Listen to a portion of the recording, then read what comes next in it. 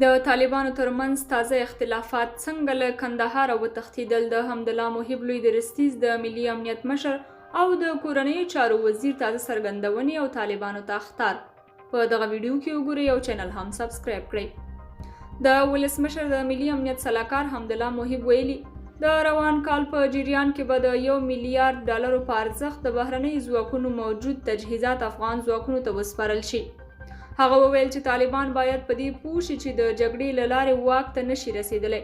نوموړي نن په کابل کې یوې ګډې خبري ناستې ته په خبرو کې د ترکیې کنفرانس ته په اشارې ویلي چې طالبان سولې ته اراده نه لري او نه غواړي افغانستان تلپاتې سولې ته ورسیږي، ځکه خو په بیلو پلمو د جګړې دوام ته زمینه برابروي او له افغان دولت سره له مخامخ کېدو تښتي. محب وویل د په وار ټینګار کړی دی چې د طالبانو سره د خبرو پر ځای باید ستونزه له پاکستان سره حل شي، ځکه د په خبره طالبان لاسپوڅي دي او د پاکستان ډول ته څرخیږي. په ورته وخت کې د ملي امنیت رئیس ضیا سراج کابل ته د CIA د مشر پټ سفر تایید کړی او زیاته کړې ده چې د ترهګرۍ ګواښ ډیر جدي دی او په دې برخه کې باید ګډه پیاوړې او کارنده مبارزه وشي. سراج وویل د طالبانو د کوټې او پېښور شوراګانو ترمنځ ژور اختلافات رامنځته شوي او دغه اختلافات ورځ تر بلې زیاتیږي.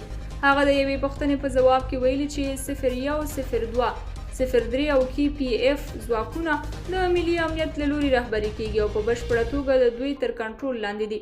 په دې اړه لوی درستیز یاسین ضیا وویل د ISI د تبلیغ تاثیر لاندې رانشي ټول ځانګړي قطاعات د افغان حکومت تر کنټرول لاندې دي او د ولس د ښېرازۍ لپاره کار کوي.